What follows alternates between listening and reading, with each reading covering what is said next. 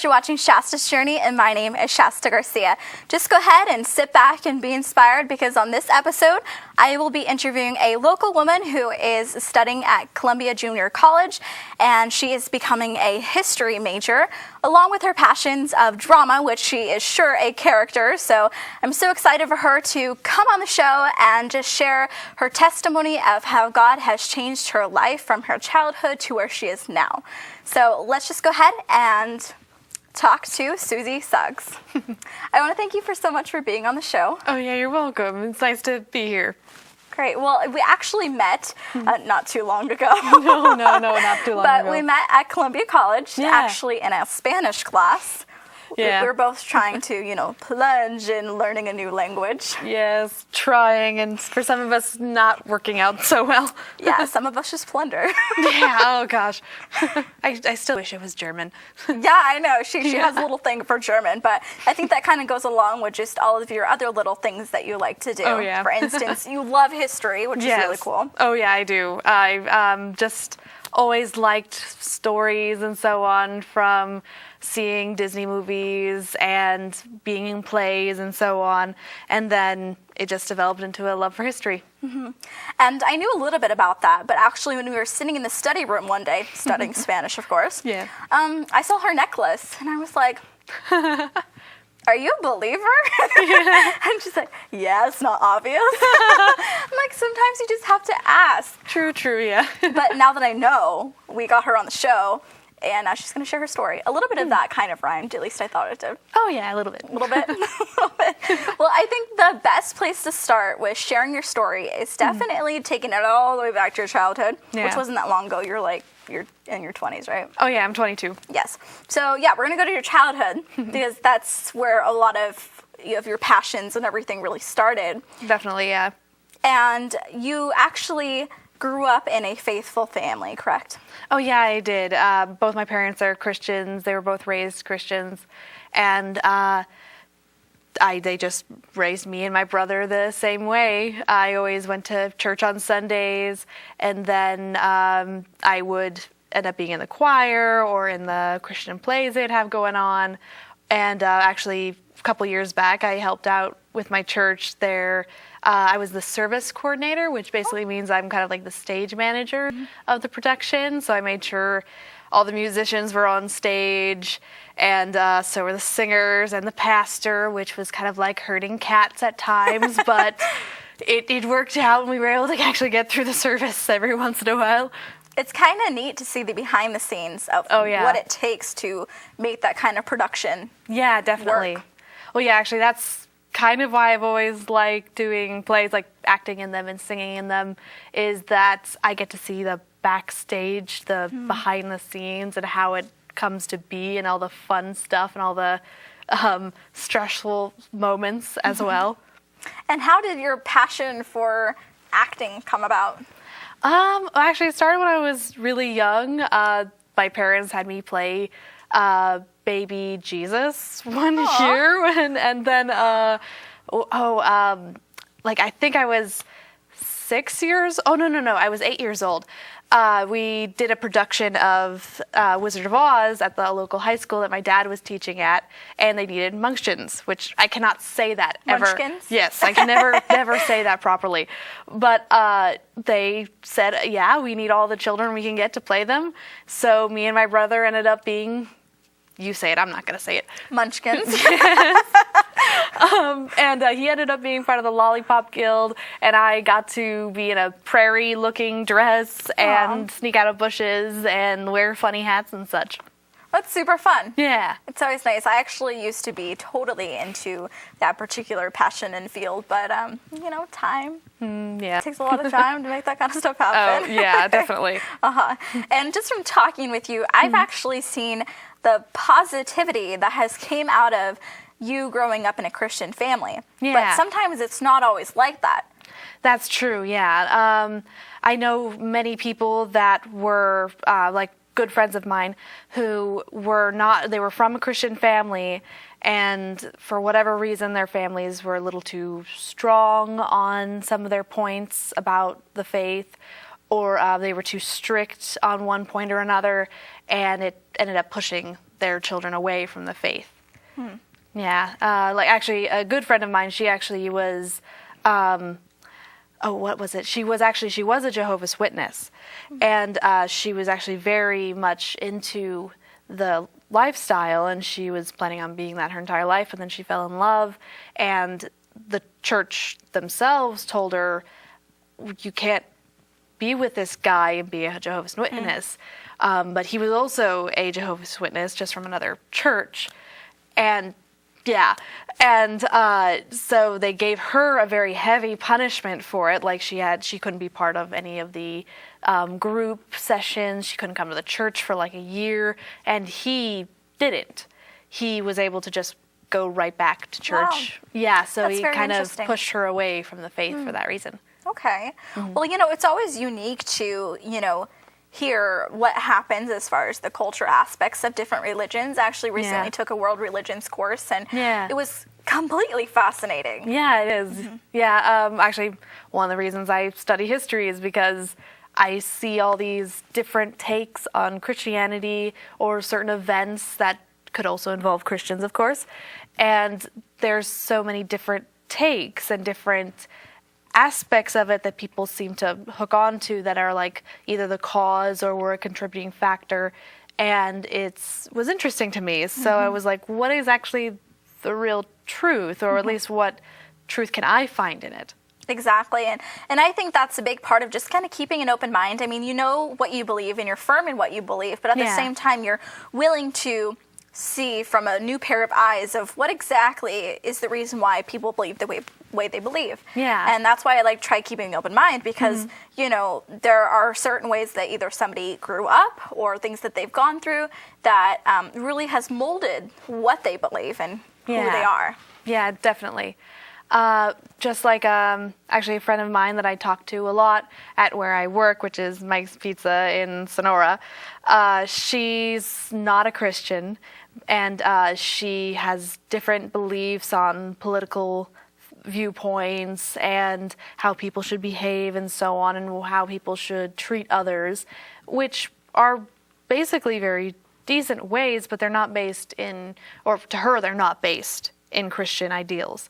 And we're able to talk very amicably, pretty much always, and just be good friends. But even though we come from different viewpoints, we are able to be friends, and maybe I'm a positive influence in her life, maybe not, I don't know, but I still believe I should be friends with her. It doesn't matter what viewpoint she comes from. It's definitely important to kind of keep a balance of who you surround yourself by. Yeah. Have you ever been in a situation where you were surrounding yourself by bad people and it kind of started rubbing off on you, for instance? Yeah, I would definitely say so. I would say in high school a little bit, and then a little bit after that when I was working at a live theater in downtown Sonora. It was called Stage 3. And actually, at the moment, they're renovating the space, so they're not playing plays right now.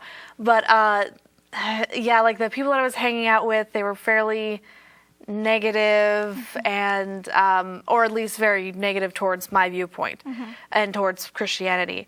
And I ended up going out to bars with them and so on.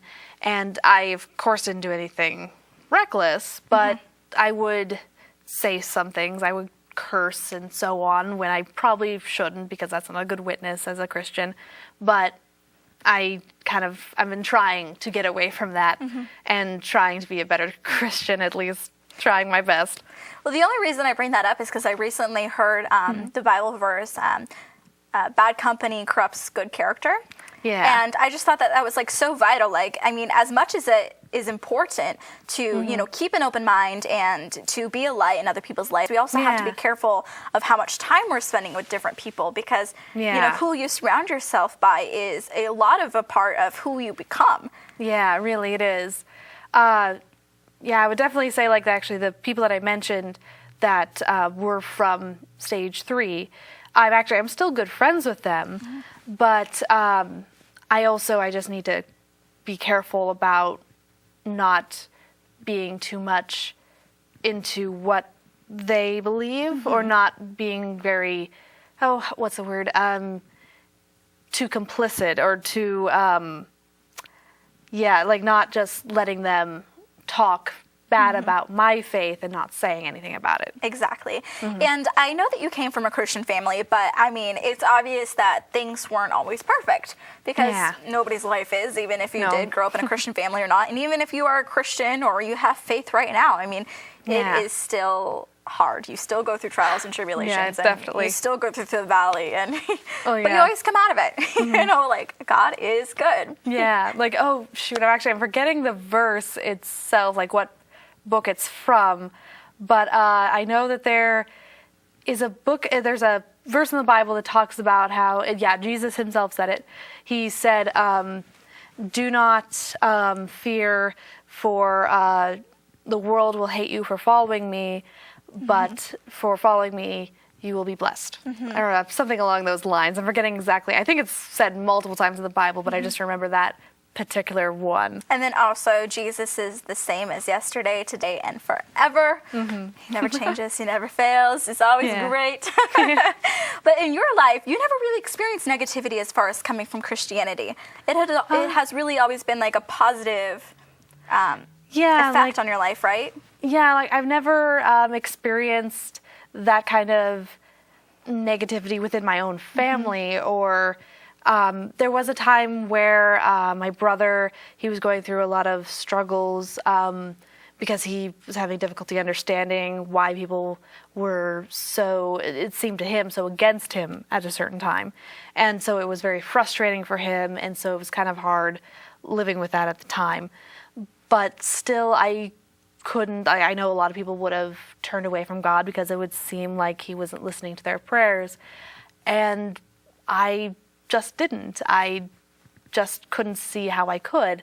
And then actually it turned out that God was just waiting for his timing, because my brother ended up going into the Marine Corps, and he's now found his niche. He's found a way to be friends with people, which was very difficult for him before. And he's found what he's good at, and he's found a way to be empathetic for people when he had difficulty with that before too. Besides just seeing God work in your brother's life, how have you seen God work in your life? Like, how has he confirmed your faith? Well, for sure, that event with my brother definitely confirmed my faith, that's for sure. But also just,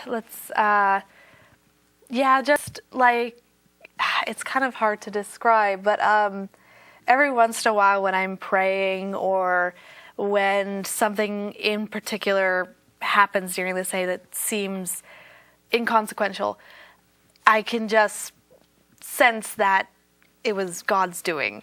I don't know how else to explain it other than that. You know, explaining faith is one of the most difficult things, because it's more than just a religion. It's more than just Christianity or whatever religion it is. But it's really a relationship with God. And being able to explain a relationship it's difficult. It really is. But what I really love about people sharing their stories is that you can see how that faith has impacted them, and you don't need to describe what it is, because you see what it is and what it has done. And actually, I often run into people that, like actually my friend at work, and also my friends from Stage 3, they kind of want a scientific explanation or proof of things. And often on TV or whatever, they say there's no scientific proof for this or that for the faith. And oftentimes people want to say, well, there is. Like Christians will say, yes, there is scientific proof. But then it turns out it could mean something else, and then it comes back on them, which is why I think it's still okay just to say God's plan is something I don't know the full extent of, and that's okay. I don't need to know every detail. I just need to have faith. And that might be difficult at times, especially when others have doubts, and sometimes that doubt can affect me too. But it's always just important to keep the faith. as best you can. That's the whole point of faith is not having all the answers, but believing that there is a God and that there is hope around the corner. Like, I don't know the answer to everything, but I know and believe that God does. Yeah. And, God can mean different things to different people, depending on how they have been raised or different things like that. Just like faith can mean different things to different people. Yeah. But what does God and faith mean to you? Well, actually, okay. So there's this verse in the Bible that I think sums it up perfectly. One sec. I was just reading it. As you can see, like all this highlighted mess. So now abide faith, love, or hope and love, these three, but the greatest of these is love. So I've just always felt that my faith and God, Jesus, are those things. They're faith, hope, and most importantly, love. And I think that's the primary basis of Christianity is love. Love thy neighbor, love your husband or love your wife as you love yourself. Love, love, love is all over the place in the Bible. Exactly. While you were saying that, an image of this mosaic art that was in the orphanage in Mexico that I served at was this huge mural, and it said, Dios es amor, which is God is love. And that's such a powerful thing because, like, love, like, you can't feel, well, it's a feeling, but you can't, like, hold love. You know what I mean? No, it's like you feel it and you can see love. Like, and that's exactly how God is. Like, you can feel the emotions and, like, you can, and you can see Him work. But, but you, like, it's some people that don't believe can just say, well, it's just that person being a good person. Or oh, it was just the weather that brought this blessing of a good harvest or whatever. It didn't have to be God. But as Christians, we of course believe that God's in control of everything. So even though, yes, there might be a logical explanation, He created the world to have this perfect mechanism. So yes, it was the weather, but God created the weather just that way. So it works out that way. So how have you seen God work in your life? Was there any points in your life where you weren't sure how to let go of a situation, but you knew that you had to?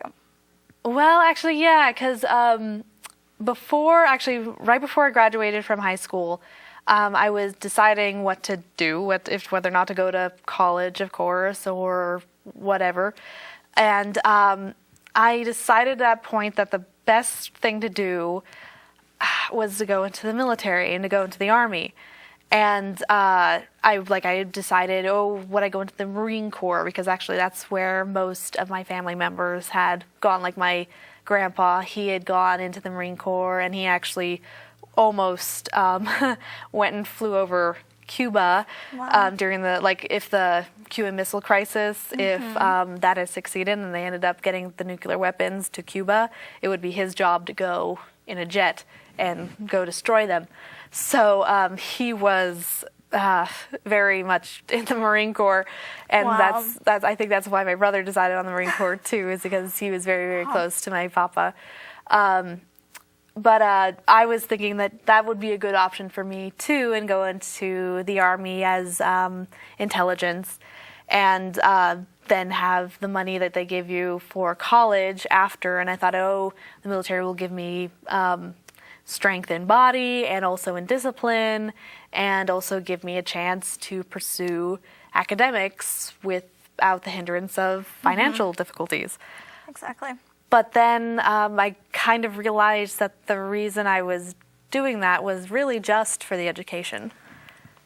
I would do that same thing. I met with recruiters. I was for sure going into the military. I told people, and it's so funny because I saw myself when you were saying that the whole entire time, because my motives were totally wrong. So if you're thinking about serving the military, make sure that your motives are right, and that's exactly where you're supposed to be and the purpose that you're supposed to serve in, because Yeah, I mean, me and Susie totally went through a process of like, okay, I'm going to go serve, and I think serving your country is absolutely amazing. Oh, yeah. And I wish that I did go through with it, but it just wasn't God's plan for my life. But knowing the motives and just kind of letting go and letting God take control. Well, yeah, and actually, I decided that, I just kept thinking, oh, yeah, this is a great, great choice for me. I'll be serving my country.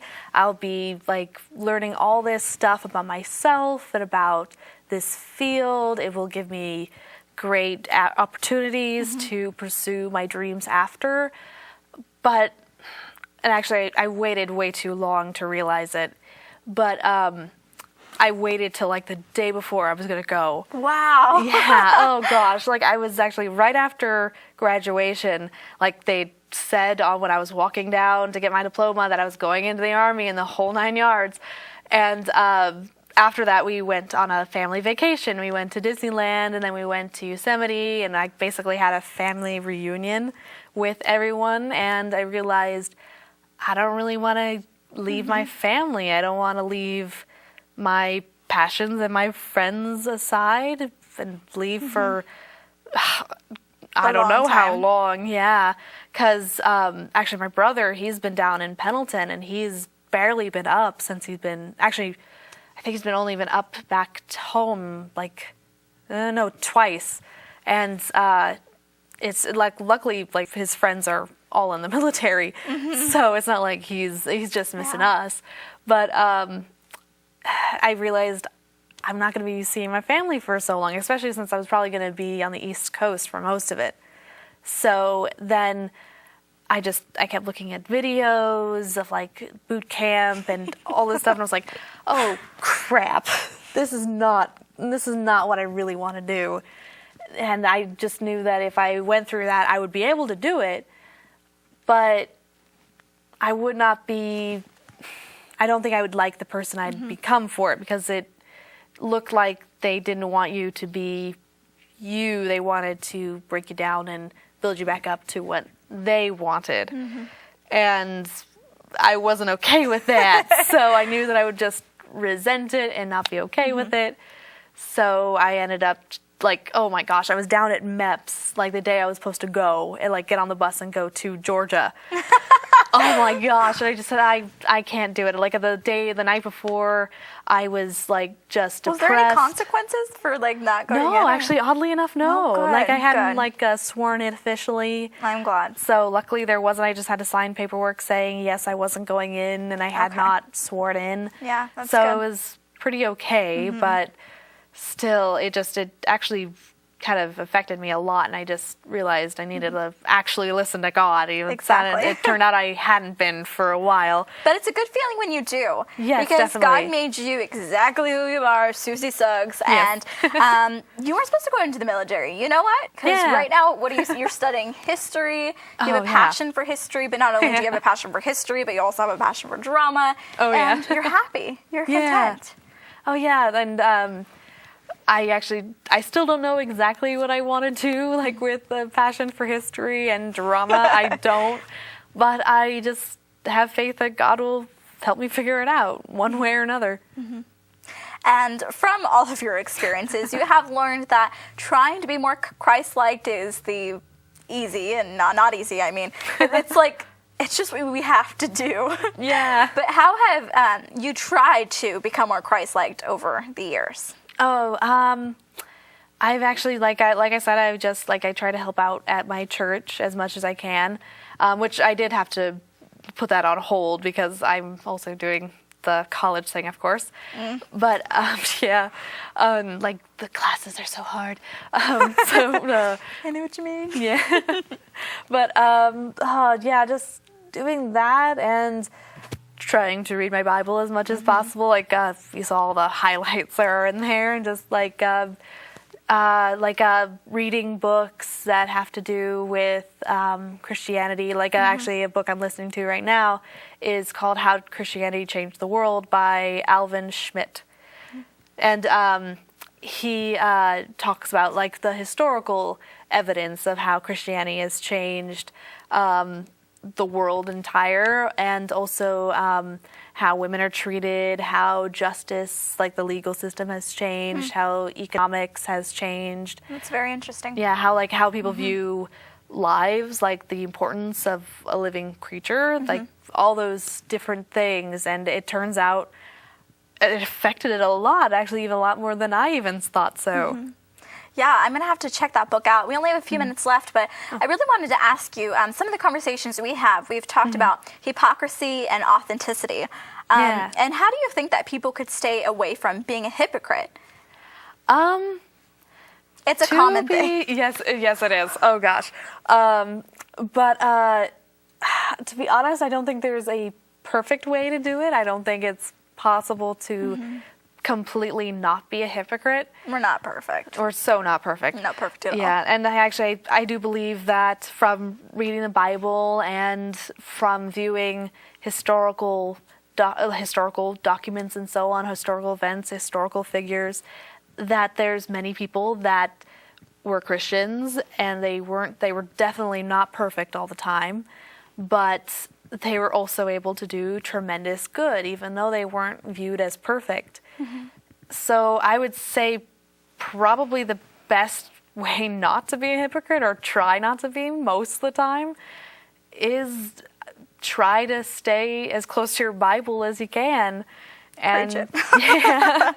and read the Bible as much as you can, and have friends who also are Christians and who will give you good counsel, and just be willing to listen to when God's trying to knock some sense into you. I was just going to ask you, do you have any advice for people who are struggling with letting go and letting God take control? We have a very short amount of time, but if you have any quick words to say about that, I think that you could definitely be an inspiration to people. Yeah. Well, I would just say, listen and be patient with yourself. Maybe you don't have a strong faith in God yet, but something I've been seeing a lot lately is faith it till you make it. Fake it till you make it. Yeah, or faith it till you make it. Faith it till you make it. I actually did a YouTube video once about fake it till you make it, about just kind of not putting on an act, but you know, you want to put a face off to the world, you know, and be a witness to God in the best possible way, you know. Well, I want to thank you so much for being on the show. I think it's awesome that God put her along my path. It was such a divine encounter, sitting in that study room and realizing that she was a Christian and a believer herself. If you know anybody, or if you have a story that you want to share, please go to shastasjourney.com. Also like us on Facebook and just be inspired by a bunch of different posts. I hope you were taught, healed, or inspired by Susie Suggs' story. And you guys can go on YouTube at Shasta's Journey. You can look up past episodes of Shasta's Journey. And just go to our website, share your story. We're always on the lookout for brand new stories. Just make your own path and be blessed, guys.